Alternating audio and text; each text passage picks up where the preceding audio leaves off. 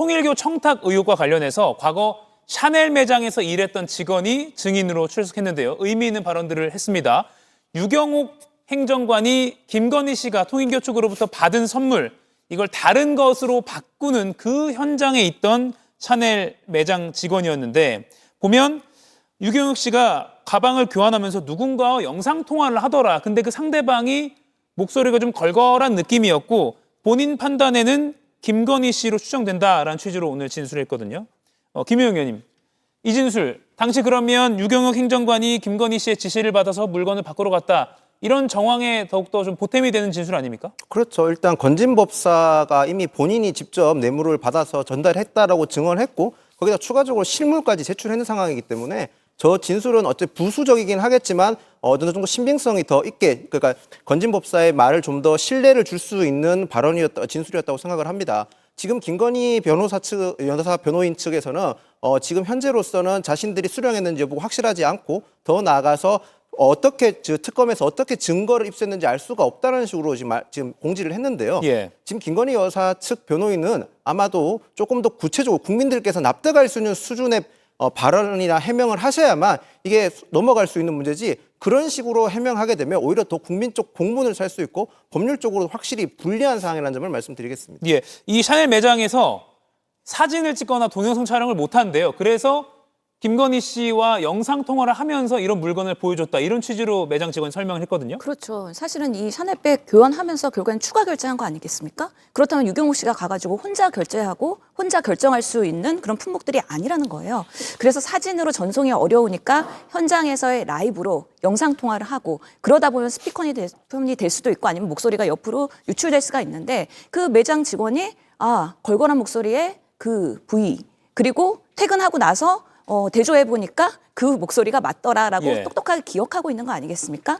법정에 출석해서 증인으로 증언하는 거기 때문에 증인 선서를 하고요. 만약에 이런 부분에 있어서 거짓말을 하게 되면 위증죄, 이런 것들에 처벌이 될 수 있기 때문에 이 매장 직원의 그런 진술의 신빙성이 상당하다라고 판단될 수 있다라고 말씀드리겠습니다. 예, 통일교 측으로부터 건진법사를 거쳐서 김건희 씨가 명품백, 그라프 목걸이 등을 받았느냐, 이걸 입증하는 게 관건인데, 오늘 또 마침 오후에 김건희 특검이 브리핑을 통해서 통일교 측이 준 것으로 알려진 목걸이 그리고 샤넬백 등의 실물을 확보했다라고 밝혔습니다. 이게 건진법사 측으로부터 임의 제출을 받았다는 건데요.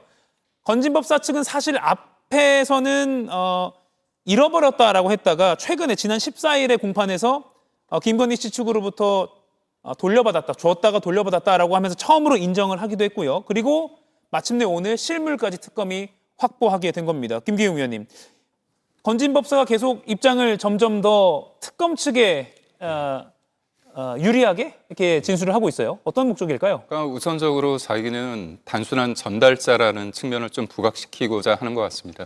그러니까 이 문제를 볼 때 두 가지입니다. 만약에 건진법사라고 하는 전성배 씨가 내가 통일교에서 받았는데 이른바 내가 가졌다, 배달 사고인 거잖아요. 예. 그게 아니라 내가 전달을 했다. 그렇다면 최종 수혜자가 김건희 여사기 때문에 어떤 법적인 책임에 관련됐을 때는 나의 어떤 책임의 부담이 좀 덜 할 수밖에 없다. 이 부분을 좀 강조하기 위해서요. 이 전략을 좀 쓰는 것 같습니다. 그러니까 다만, 근데 이제 김건희 여사 쪽에서는 어떻게 반발을 하고 있냐면, 지금 특검이 보면 플리바겐이라는 게 있지 않습니까? 협조를 해주면 너의 어떤 죄에 관련해서는 기소할 때 형량을 좀 낮춰주겠다. 그래서 뭔가 회유한 게 아니냐, 그런 쪽의 입장이 좀 있는 것으로 알려져 있습니다. 그래서 이 문제는 어떻게 본다면 통일교에서 실제로 윤모 본부장을 통해서 줬는지 여부, 그 과정 속에서 건진법사가 본인이 받고 줬다고 거짓말을 한 건지 아니면 실제로 김건희 여사가 받았는지 부분인데, 아무래도 처음에는 이제 실물을 확보하는 게 제일 중요했습니다. 그런데 건진법사 전성배 씨가 실물을 자기가 제출을 했죠. 근데 다만 어떤 방식, 어떤 이유 때문에 김건희 여사 측으로부터 그거를 다시 돌려받았다는 구체적인 내용은 하지 않습니다. 결국은 그 구체적인 내용이 전성배 씨가 얘기하는 것들이 좀 납득이 되고 김건희 여사는 최종적으로 받은 건 없다고 하기 때문에 두 사람 간의 어떤 대질 신문이 좀 불가피하지 않을까 싶습니다. 예, 이동학 의원님, 김건희 씨가 건진법사에게 다시 돌려줬다는 거예요. 지난해쯤에. 네. 문제가 되니까 돌려줬다 이렇게 봐야 될까요?